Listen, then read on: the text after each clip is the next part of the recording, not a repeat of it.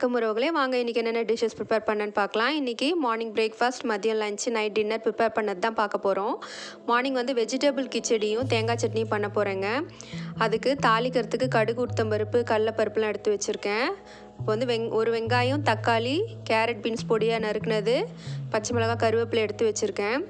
தாளிக்கிறதுக்கு கடாயில் எண்ணெய் ஊற்றிட்டு கடுகு, உளுத்தம்பருப்பு, கடலைப்பருப்பு, சீரகம், பெருஞ்சீரகம், 2 பட்டை, 2 லவங்கம் சேர்த்துருக்கேங்க. இது கொஞ்சம் வறுபட்டதும் நம்ம கட் பண்ணி வச்சுருக்க வெங்காயம், தக்காளி, பொடியாக நறுக்கின பீன்ஸு, கேரட்டு, பச்சை மிளகா, கருவேப்பிலை எல்லாத்தையுமே நம்ம ஒன்றா சேர்த்துடலாம். சேர்த்து இதை நல்லா கொஞ்சம் வதக்கி விடலாங்க. வதக்கி விட்டு ஒரு 5 மினிட்ஸு மூடி போட்டு வதக்குனாக்கா அது பாதி வெந்துடும். இது காய் நல்லா வெந்துருச்சுன்னா நம்ம ரவை சேர்த்து கிண்டும் போது கரெக்டாக இருக்கும். அப்புறம் இதுக்கு தேவையான மஞ்சத்தூள், மிளகாத்தூள், இஞ்சி பூண்டு பேஸ்ட்டு, தனி மிளகாத்தூள் கொஞ்சமாக சேர்த்துருக்கேங்க. நான் ஏற்கனவே பச்சை மிளகாய் சேர்த்துருக்கேன். சும்மா இது வாசனைக்கோசம் கொஞ்சமாக தனி மிளகாத்தூள் சேர்த்துருக்கேன். இதை நல்லா வதக்கி விட்டு திருப்பியும் ஒரு 5 மினிட்ஸு மூடி போட்டு நம்ம வேக விடலாம். அதோட பச்சை வாசனைலாம் போய் நல்லா அந்த வெஜிடபிள்ஸும் நல்லா வெந்து வந்துடுங்க.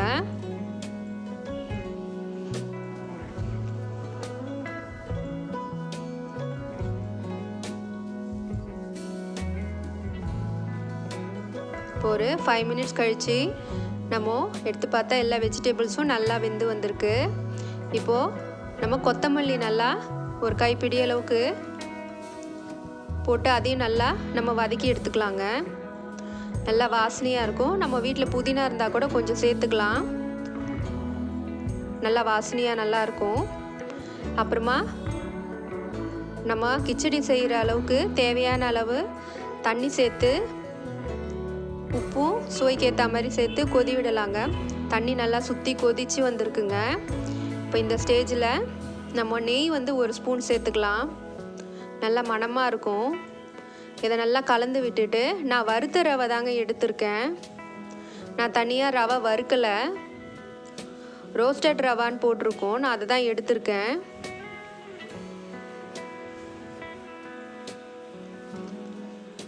இப்போது இந்த ரவையை நம்ம இது கூட போட்டு நல்லா கட்டி இல்லாமல் கலந்து விட்டு ஒரு 5 மினிட்ஸ் மூடி போட்டு குக் பண்ணலாங்க.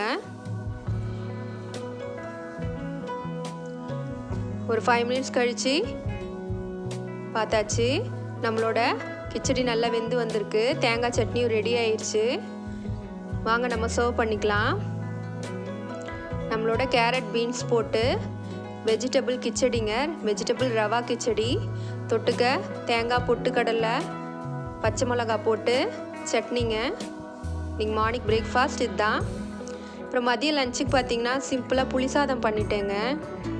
அது பார்த்திங்கன்னா கடலைப்பருப்பு, உளுந்தம்பருப்பு, கடுகு, சீரகம், வெந்தயம் கொஞ்சமாக நல்லெண்ணெயில் செய்கிறேன். நல்லெண்ணெய் ஊற்றி காஞ்சதும் தாளிச்சிக்கிறேன். அதுக்கப்புறமா கொஞ்சம் வேர்க்கடலையும் காஞ்ச மிளகாவும் போட்டு அதுவும் நம்ம கொஞ்சம் வறுத்து எடுத்துக்கலாம். பெருங்காயம் கொஞ்சம் நிறையவே நம்ம போட்டுக்கலாங்க. நல்லா வாசனையாக இருக்கும். அப்புறமா புளி கரைச்சி வச்சுருக்கேங்க. இந்த பருப்பெல்லாம் நல்லா செவந்து வந்ததும் நம்ம கரைச்சி வச்ச புளியும் ஊற்றிட்டு கொஞ்சம் மஞ்சத்தூள், தேவையான அளவு உப்பு சேர்த்துக்கலாம். நான் வெறும் மிளகாத்தூள் ஒரு 1/2 ஸ்பூன் போட்டேங்க. நல்லா அந்த கலரு நல்லா காரமாக நல்லா ஃப்ளேவராக இருக்கும். இப்போ நல்லா நம்மளோட புளி கரைசல் கட்டியாகி வந்துருச்சு. சாதம் வெடிச்சாச்சு. இப்போ நம்ம இந்த கலவையில் போட்டு கிளறிக்கலாம். நான் வந்து பொடி வறுத்து அரைக்கலைங்க. இது இட்லி மிளகாய் பொடிங்க, வீட்டில் அரைச்சது. இந்த இட்லி மிளகாய் பொடியே ரொம்ப நல்லாயிருக்கும். இப்போது இதுவும் போட்டுட்டு நல்லா கலந்து விட்டால் நம்மளோட புளி சாதம் ரெடி ஆகிடுங்க. ரொம்ப டேஸ்ட்டாக இருக்கும். இதுக்கு தொட்டுக்க பார்த்திங்கன்னா நான் பூண்டு ஊறுகாவும் உருளைக்கிழங்கு சிப்ஸும் வச்சுக்கிட்டேங்க லஞ்சுக்கு. அப்புறம் நைட்டுக்கு பார்த்திங்கன்னா மாவு கொஞ்சம் தான் இருந்தது. அந்த புளிச்ச மாவுலே கோதுமை மாவு போட்டு கரைச்சிருக்கேன். இப்போ இது கூட கருவேப்பிலை, கொத்தமல்லி, பச்சை மிளகா சேர்த்துருக்கேன்.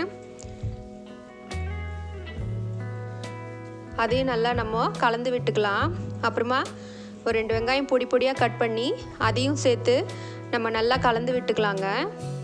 கொஞ்சம் நசுக்கி கலந்து விட்டுக்கோங்க வெங்காயத்தை. நல்லா ஃப்ளேவராக நல்லா இறங்கும்.